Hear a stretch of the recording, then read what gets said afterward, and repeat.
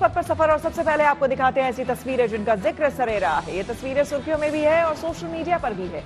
इनसे आपका बाखबर होना बेहद जरूरी है क्योंकि चौराहे पर इन्हीं की चर्चा है और चर्चा मतदान कर्मियों के जज्बे की थी।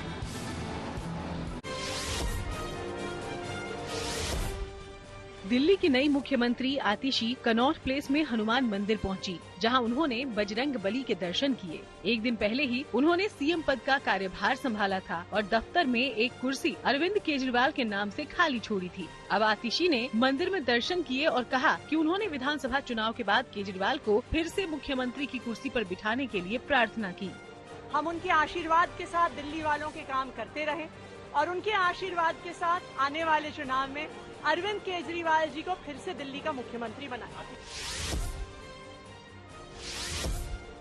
जम्मू कश्मीर में विधानसभा चुनाव के बीच मतदान कर्मियों के जज्बे का एक वीडियो सोशल मीडिया पर वायरल है। इसमें ये चुनाव कर्मचारी और सुरक्षा बल के जवान दुर्गम इलाकों में चुनौतीपूर्ण रास्तों से जाते दिखाई दिए। दूसरे चरण में 26 सीटों पर बुधवार को मतदान होगा, जिसमें राजौरी और पुंछ की 8 विधानसभा सीटें भी शामिल हैं। वहीं इस दौरान श्रीनगर की 8 सीटों पर भी वोट डाले जाएंगे। मुंबई के सिद्धिविनायक मंदिर ट्रस्ट ने प्रसाद और चूहे के बच्चों से जुड़े वीडियो पर सफाई दी। ट्रस्ट का कहना है कि मामले की जांच करवाई जाएगी, लेकिन वीडियो देखकर ये लग रहा है कि ये वीडियो मंदिर के अंदर का नहीं है। वहीं ये भी दावा किया गया कि प्रसाद बनाते समय कर्मचारी प्रोटोकॉल का पालन करते हुए स्वच्छता का पूरा ध्यान रखते हैं। साथ ही मंदिर प्रबंधन ने षड्यंत्र रचने वालों के खिलाफ सख्त कार्रवाई की मांग भी की। अभी जो दिख रहा है वो प्लास्टिक के थैली में दिख रहा है। अगर कोई है चूहा है या कुछ भी है वो प्लास्टिक के टिश्यू में कैसा जाएगा? वो हम लोग को शक है वो ऐसा ये यहाँ का नहीं है, इसलिए कि ऐसा कोई जगह नहीं है कि वहाँ इस ढंग का कोई हो सकता है। यूपी के हाथरस में पुलिस ने एक युवक को गिरफ्तार किया, जिस पर अपनी गर्लफ्रेंड को इम्प्रेस करने के लिए मेले में पुलिस की वर्दी पहनने का आरोप लगा है। इतना ही नहीं, दुकानदारों ने आरोप लगाया कि वो बुलेट पर आया ये युवक उनके ऊपर वर्दी का रौब झाड़ रहा था। फिर जब इसकी शिकायत पुलिस से की गई तो वहाँ पहुँचे पुलिस वालों ने आरोपी से पूछताछ की कि वो किस थाने में तैनात है और उसकी ट्रेनिंग कहाँ हुई है, तो वो इन सवालों का जवाब नहीं दे सका। उससे और गहराई से पूछा तुमने ट्रेनिंग कहाँ से की है, तुम किस थाने में तैनात हो, तो वो हड़बड़ा गया और अपनी गलती की क्षमा मांगने लगा कि मुझसे गलती हो गई। तो उसको पूछा गया, उसने बोला कि मैं वर्दी पहन के लोगों का रौब झाड़ता हूँ और मैं एक गर्लफ्रेंड थी जिसको मुझे लेके दाऊदी का मेला दिखाना था, उसको मैंने बता रखा था कि मैं पुलिस में हूँ। पंजाब के भटिंडा में एक अनोखा स्कूल सुर्खियों में आ गया। दरअसल ये ऐसा स्कूल है जहां बच्चे पढ़ने नहीं जाते बल्कि स्कूल खुद बच्चों को पढ़ाने जाता है। इसे गुडविल मोबाइल स्कूल नाम दिया गया है। इस मोबाइल स्कूल के जरिए जरूरतमंद, गरीब, झुग्गी झोपड़ियों में रहने वाले बच्चों को मुफ्त में पढ़ाया जाता है। स्कूल की शुरुआत रेलवे के रिटायर्ड इंजीनियर के गर्ग की ओर से साल 2006 में की गई थी। बताया गया कि इस स्कूल में 600 से ज्यादा छात्र पढ़ चुके हैं। अभी 42 बच्चों को पढ़ाया जा रहा है, जिनके लिए 2 शिफ्ट लगाई गई है। इसके साथ ही उन्हें स्टेशनरी की सभी चीजें और रिफ्रेशमेंट भी दी जाती है।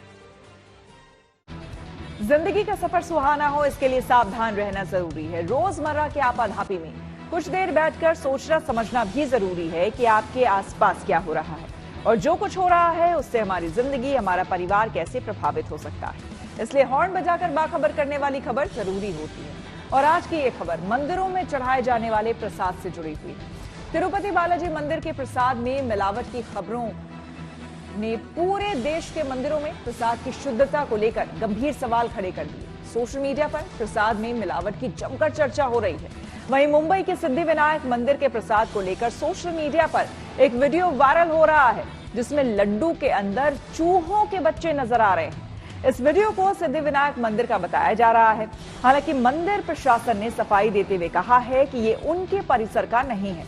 ऐसे में जरूरी है कि मंदिरों में चढ़ाए जाने वाले प्रसाद में मिलावट को लेकर खुद भी सतर्क हो जाएं और दूसरों को भी सावधान करने के लिए हॉर्न बजाएं।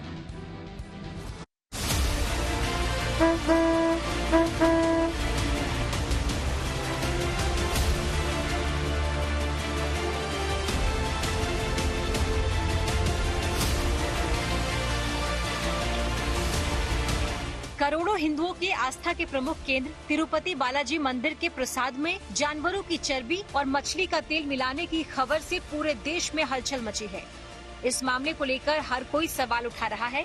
आरोप लगाया जा रहा है कि प्रसाद में मिलावट कर हिंदुओं की आस्था से छेड़छाड़ की गई है। जब भी आप किसी मंदिर में जाते हैं और प्रसाद खाते हैं तो आप उसकी शुद्धता के बारे में सोचते होंगे। देश भर के लाखों हिंदू खुद से यही सवाल पूछ रहे हैं कि तिरुपति बालाजी मंदिर में हुई चौंकाने वाली घटना कैसे सामने आई। बालाजी मंदिर के लड्डू पर सवालिया निशान लगने के बाद देश भर के मंदिरों में चढ़ाए जाने वाले प्रसादों पर प्रश्न चिन्ह लग गया है और सवाल उठ रहे हैं कि कहीं इन प्रसादों में भी तो मिलावट नहीं हो रही। जीएनटी ने इन्हीं सवालों को लेकर देश के कुछ मंदिरों की पड़ताल की और ये जानने की कोशिश की कि यहाँ चढ़ाए जाने वाले प्रसाद पर पुजारियों और श्रद्धालुओं की क्या राय है।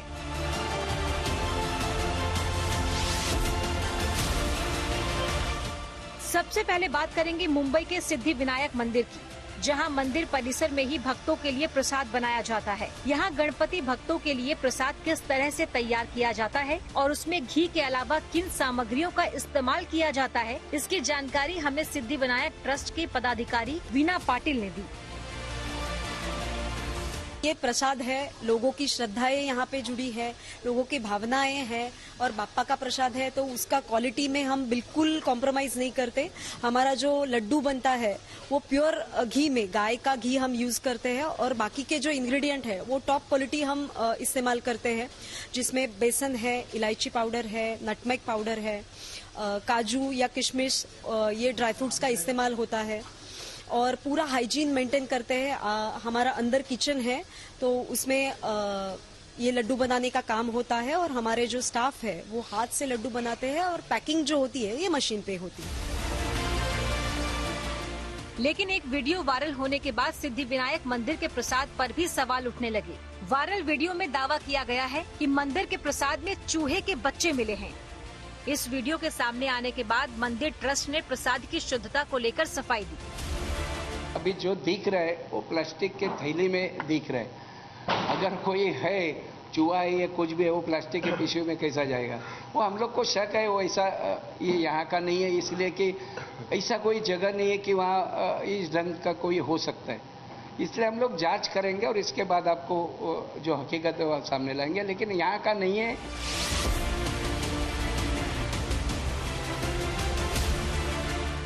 सिद्धि विनायक मंदिर की ही तरह हमारी टीम ने गुजरात के द्वारकाधीश मंदिर के पुजारी और श्रद्धालुओं से प्रसाद को लेकर बात की।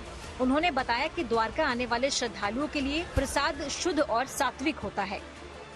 भगवान का जो भी भोग लगता है, ये भोग का प्रसाद भगवान का भोग भंडार के अंदर में जो मंदिर के पुजारी है उनकी निगरानी में वो प्रसाद सिद्ध होता है।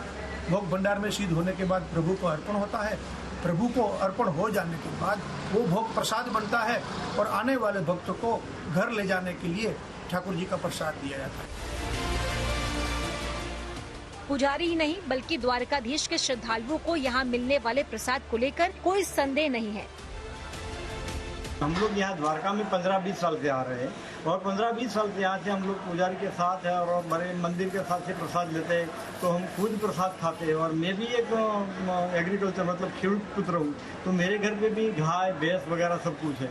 तो हम लोग को ये गाय का या भैंस का जो घी होता है हम स्मेल से भी हम पहचानते हैं। यहाँ ऐसा कुछ भी नहीं होता है। द्वारका में जो प्रसाद मिलता है बढ़िया सा प्रसाद होता है।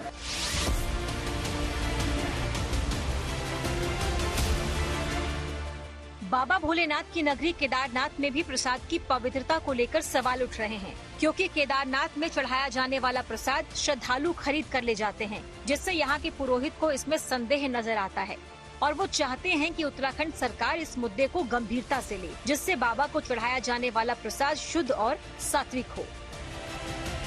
तिरुपति बालाजी में जो भगवान का जो भोग लगता था उसके साथ जो है प्रशासन के द्वारा, वहाँ के अस्तर कर्मचारी के द्वारा जो मिलावट कर दिया गया है वो सरासर सनातन धर्म के जो है विपरीत है। और मैं सरकार से हमें ये भी संदेह हो रहा है कहीं ये व्यवस्था केदारनाथ में भी न हो जाए, क्योंकि जो प्रसाद बनता है वो प्रसाद नीचे से बन के आता है। उन डिब्बियों में क्या है, उस प्रसाद में क्या मिला है, हमें इसमें संदेह है।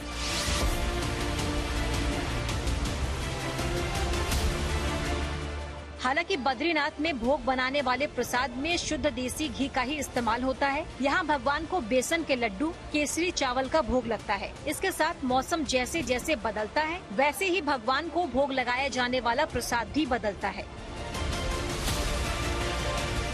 यहाँ पे भी बेसन के लड्डू भगवान बद्री विशाल जी को बनते हैं। नित्य प्रति यहाँ पे भगवान को केसरिया चावल का जो भोग लगता है, जिसको हम महाभिषेक और अभिषेक में जो है भगवान को भोग लगाते हैं। तत्पश्चात जिन लोगों के नाम से वो अभिषेक महाभिषेक होता है उनको वो प्रसादी रूप में दिया जाता है, वो केसरिया प्रसाद और बेसन के लड्डू।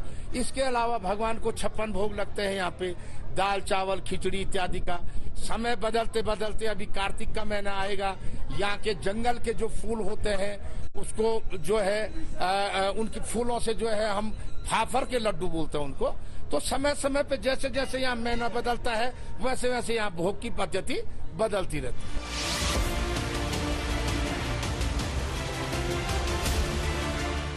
यूपी में लखनऊ के प्राचीन मनकामेश्वर मंदिर प्रशासन ने बाजार में मिलने वाले प्रसाद पर पाबंदी लगा दी है। मंदिर प्रशासन ने श्रद्धालुओं से अपील की है कि वो अपने घरों में बने प्रसाद को ही चढ़ाएं या फिर ड्राई फ्रूट्स को प्रसाद के रूप में चढ़ाया जा सकता है। मंदिर के महंत ने साफ किया कि तिरुपति मंदिर की घटना के बाद ये फैसला लिया गया है। हमारे पुजारीगण भी अंदर से अनुरोध कर रहे हैं कि आप लोग बाहर के प्रसाद को ना लाएं। जो भी आपके स्वयं घर में निर्मित महिलाएं बना सकती हैं या आप बना सकते हैं, शुद्धता का ध्यान रखें, घर के घी का ही उपयोग करें। और बाहर का जो घी है वो मुझे नहीं लगता है कि इतना शुद्ध होता है। 1000-2000 रुपए किलो तो कोई भी नहीं लेता है। वो 400-500 जब हम दुकान पहुंचते हैं तो हम यही कहते हैं कि पूजा के घी को दे दिए, तो वो जो निकृष्टम से निकृष्ट घी होता है वो हमें देता है। तो शुद्धता कहीं ना कहीं एक मेंटेन नहीं हो पाती है।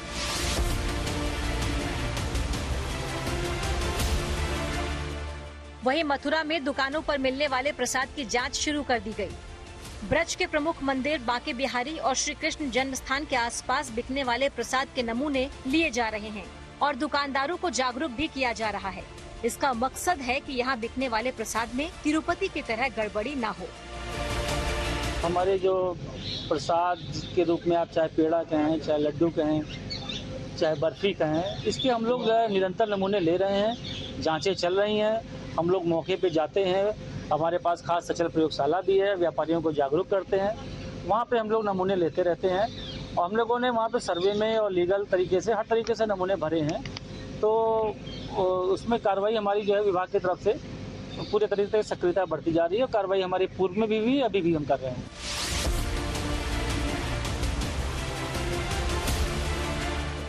राजस्थान में सीकर जिले के प्रसिद्ध मंदिर बाबा खाटू श्याम में चढ़ाए जाने वाले प्रसाद को लेकर मंदिर प्रशासन सतर्क हो गया है। मंदिर कमेटी के पदाधिकारी ने बताया कि बाबा को लगने वाला भोग शुद्ध और सात्विक है और किसी तरह की मिलावट की गुंजाइश नहीं है।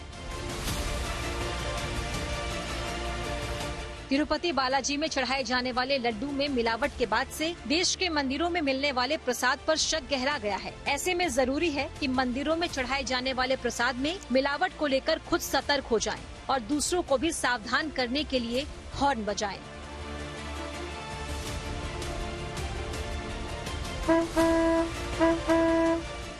मुंबई से धर्मेंद्र दुबे और लखनऊ से समर्थ श्रीवास्तव के साथ bureau report, good news today.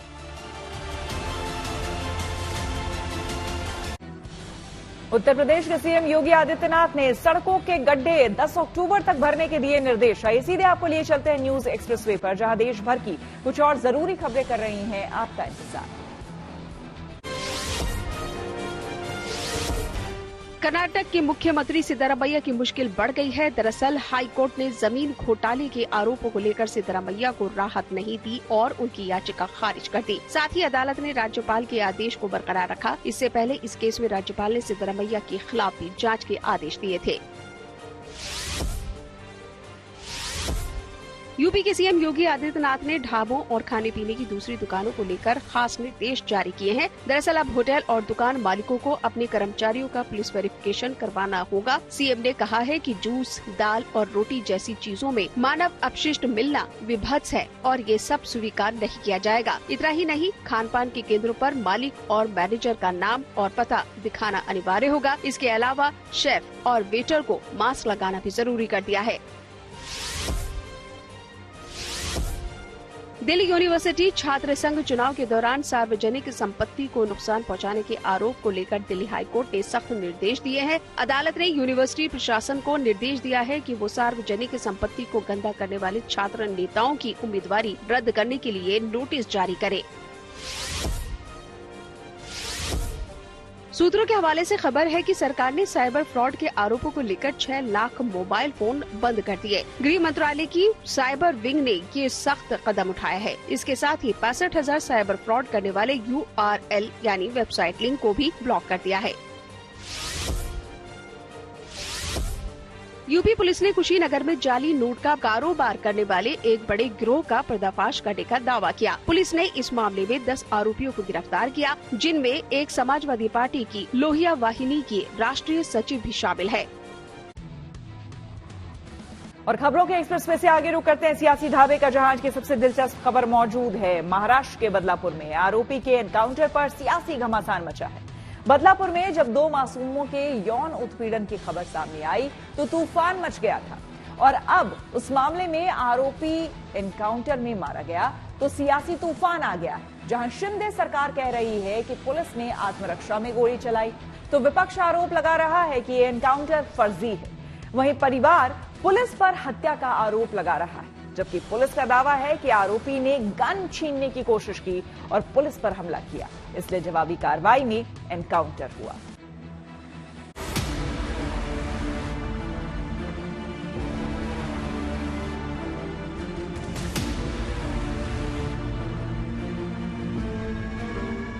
ये जश्न बदलापुर में मासूमों के साथ हुई हैवानियत के आरोपी अक्षय शिंदे के एनकाउंटर का है, और ये आंसू उस आरोपी की मौत के लिए सिस्टम की ज़्यादती को जिम्मेदार मानने का है। अक्षय शिंदे बदलापुर कांड का आरोपी था। उस पर 2 छोटी बच्चियों के साथ यौन शोषण का गंभीर आरोप था। अक्षय कल पुलिस एनकाउंटर में ढेर हो गया, लेकिन उसकी मौत पर सियासी तूफान मचा है। महाराष्ट्र के मुख्यमंत्री एकनाथ शिंदे का कहना है कि पुलिस ने आत्मरक्षा में गोली चलाई। वहीं विपक्ष का आरोप है कि मुख्य आरोपी को बचाने के लिए ये एनकाउंटर किया गया। आरोपी जो अक्षय शिंदे, इसकी बीवी ने जो कंप्लेंट की थी लैंगिक अत्याचार की, उसके बारे में ये आरोपी है, उसको जांच के लिए पुलिस ला दी। उसमें उसने पुलिस की बंदूक खींचकर एपीआई नीलेश मोरे को फायरिंग कर दी, और उसमें नीलेश मोरे घायल है और पुलिस ने बचाव के लिए उसके ऊपर फायरिंग की है। ऐसी प्राथमिक जानकारी मेरे पास आई है। इसके बाद पुलिस जांच कर रही है, बाद में जो डिटेल में है वो तो बाद में पता चलेगा। हमें यही उम्मीद थी कि जस्टिस मिलना जरूरी था और जस्टिस मिलने के बाद फांसी देना जरूरी था, लेकिन जो भी कल घटना घड़ी है उसमें काफी सारे प्रश्न हैं। पहला प्रश्न यही है कि क्या आपटे को बचाने के लिए ये एनकाउंटर या खून या जो भी हो वो हुआ है। कांग्रेस एनकाउंटर पर लगातार सवाल उठा रही है। उसका कहना है कि पुलिस बार बार कहानियां बदल रही है। वहीं शिवसेना शिंदे गुट के नेता संजय निरुपम ने कहा कि बदलापुर घटना के आरोपी के एनकाउंटर से पीड़ित परिवार को न्याय मिला है। एनकाउंटर आतंकवादियों को होता है, एनकाउंटर अंडरवर्ल्ड के गुनहगारों को होता है। ये कौन आदमी था? तो इससे एक बात का और जो संदेह था उसका वो सबूत, जो संदेह और बढ़ता जा रहा है कि शायद पुलिस किसी ऊंचे पद पर बैठे व्यक्ति को बचाने की कोशिश कर रही है। सबसे पहली बात यह है कि जो अपोजिशन के लोग हैं उनसे मेरा पहला सवाल ये है कि आपको नहीं लगता कि बदलापुर में जिन 2 नन्ही मुन्नी बच्चियों का यौन शोषण हुआ था उस पीड़ित परिवार को न्याय मिला है? एक। दूसरी बात, जो एनकाउंटर से पहले उस आरोपी ने जिस तरीके से पुलिस की रिवॉल्वर छीनने की कोशिश की और उन पे हमला करने की कोशिश की। अगर पुलिस वालों को कुछ हो जाता तो। बदलापुर मामले का आरोपी अक्षय शिंदे तलोजा जेल में बंद था। 18 सितंबर को उसकी 3 में से दूसरी बीवी ने अप्राकृतिक यौन शोषण का केस दर्ज कराया था। इसी मामले की जांच के लिए पुलिस अक्षय को बदलापुर ला रही थी, तभी ये वारदात हुई।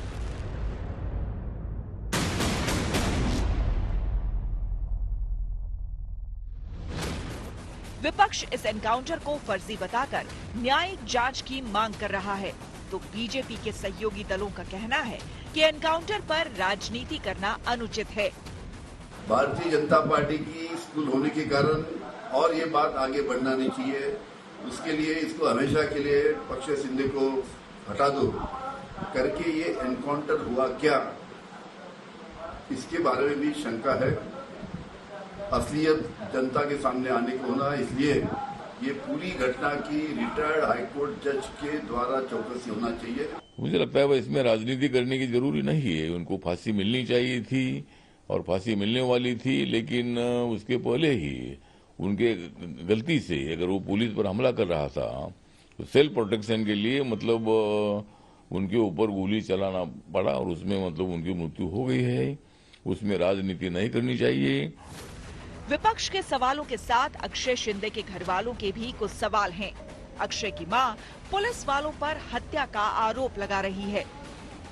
और 1 घंटे में उसको मार दिया तुम लोग। इतना अच्छे से बोला, बच्चे ने हंसा और 1 घंटे में उसने फायरिंग किया करके कुछ भी बताएगा तुम लोग? कुछ भी बताएगा वो बच्चा? वही बच्चा मिला था उन लोग को। क्या लगता है किसने फंसाया था अक्षय को? क्या लगता है किसकी जाति हो सकती है? स्कूल में बस काम पे गया था, उसके बाद ही उन लोग का क्या मालूम क्या चालू था क्या नहीं। वो बच्चे ने बोला मेरा रिपोर्ट भी निकाला, पूरा शरीर का रिपोर्ट भी निकाला। रिपोर्ट निकाला रहेगा तो तुम उधर दाखिल करना मांगता है ना, कोर्ट में दाखिल करना मांगता है ना, दिखाना मांगता है ना। हाँ बाबा, बच्चे ने किया है क्या नहीं करके। हालांकि अक्षय शिंदे एनकाउंटर की जांच के आदेश दिए गए हैं। जांच में उन सवालों के जवाब ढूंढे जा रहे हैं जिसके जरिए विपक्ष इस पूरे एनकाउंटर को सियासी मुद्दा बना रहा है। Bureau report, good news today. News पथ पर आ गए हैं धनबाजार, जहां शेयर बाजार से लेकर कारोबार तक की सभी अहम खबरें होती हैं, जिसका सीधा रिश्ता आपकी आमदनी आपकी जेब से होता है। तो तेज रफ्तार खबरों के बीच ये जरूरी खबरें छूट न जाए, इसलिए सीधे आपको लिए चलते हैं धनबाजार। हफ्ते के दूसरे कारोबारी दिन मंगलवार को शेयर बाजार में फ्लैट कारोबार देखने को मिला। सेंसेक्स 15 अंक की गिरावट के साथ 84,914 पर बंद हुआ। इसके साथ ही निफ्टी महज 1 अंक की बढ़त के साथ 25,940 पर बंद हुआ। हालांकि कारोबार के दौरान सेंसेक्स ने 85,112 और निफ्टी ने 85,993 का ऑल टाइम हाई बनाया। दिल्ली सराफा बाजार में सोने और चांदी की कीमतों में कोई बदलाव नहीं हुआ है। सोना अब भी 76,950 रुपए प्रति 10 ग्राम पर स्थिर है और चांदी भी 90,000 रुपए प्रति किलो दर पर है। कार मेकर कंपनी किया नवरात्रि के पहले दिन 3 अक्टूबर को अपनी नई इलेक्ट्रिक एसयूवी लॉन्च करने जा रही है। कंपनी की ऑफिशियल साइट पर EV9 के लिए पेज तैयार किया गया है, जिसमें बताया गया है कि EV9 में multi charging support, ultra fast charging system भी मौजूद होगा। इसके अलावा सेकेंड रो कैप्टन सीट पे मसाज फीचर भी उपलब्ध होगा। कार मेकर कंपनी निसान इस नवरात्रि अपनी कॉम्पैक्ट एसयूवी का फेसलिफ्ट वर्जन लॉन्च करने की तैयारी में है। चर्चा है कि निसान अपनी एसयूवी मैग्नाइट का फेसलिफ्ट वर्जन 4 अक्टूबर को लॉन्च कर सकती है। हालांकि निसान मैग्नाइट मार्केट में ग्राहकों के लिए उपलब्ध है, लेकिन अब इसका अपडेटेड वर्जन लॉन्च होने जा रहा है। और आइए अब रुक करते हैं प्रगति मार्ग का, जहां ऐसी खबरें हैं जो कि देश की तरक्की, प्रगति और लोगों की काबिलियत दिखाती है। आज बात होगी दिल्ली में बांस से बने पार्क की। ये पार्क दिल्ली के सराय काले खान में बनाया गया है, जो करीब 163 हेक्टेयर में फैला हुआ है। और ये दिल्ली का ही नहीं बल्कि पूरे NCR का एक लौता पार्क है, जिसमें लगभग 25 अलग अलग वैरायटी के करीब 30,000 बांस लगाए गए हैं। देखिए बांसेरा की ये खूबसूरत तस्वीरें।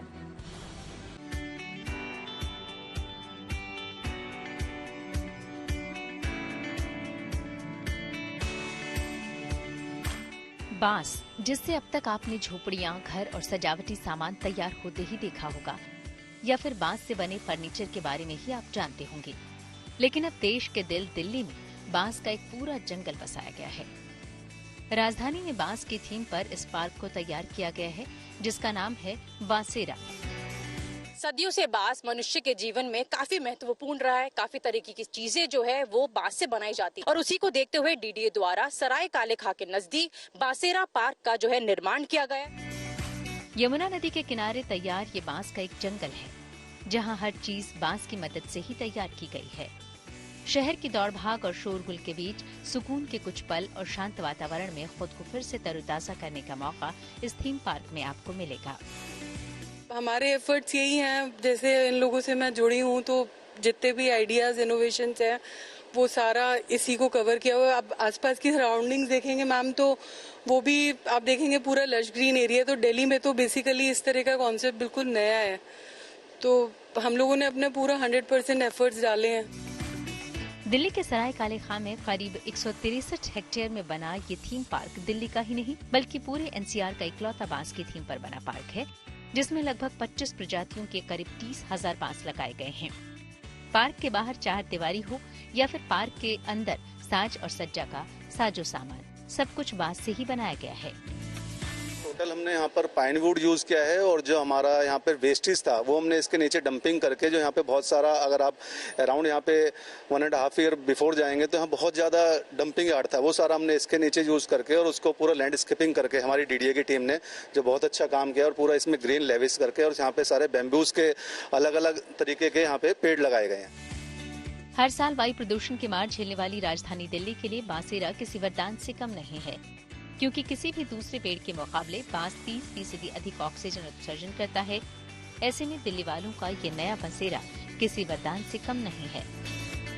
हॉर्टिकल्चर विभाग की ओर से बांसेरा पार्क को आम जनता के लिए और भी आकर्षक बनाने की तैयारी की जा रही है। आप देख सकते हैं किस तरीके की बांस की चीजों का यहाँ पे इस्तेमाल किया गया है। ये एक शेड है जो लोगों को किसी भी तरीके से, चाहे धूप हो बारिश हो, उससे बचा सकता है, तो उसका निर्माण भी यहाँ पे बांस से किया गया है। ये बांस जीवन में काफी महत्वपूर्ण है और उसके बारे में लोगों को जागरूक करने के लिए ये एक योगदान है डीडीए की ओर से कि लोगों को उससे ज्यादा जानकारी मिले और जितने भी यहाँ टूरिस्ट प्लेस जो है, टूरिस्ट आने वाले हैं, उनके लिए एक अट्रैक्शन पॉइंट बने। कैमरा पर्सन मनीष पिथोड़ी के साथ मनीषा अड्डा, दिल्ली।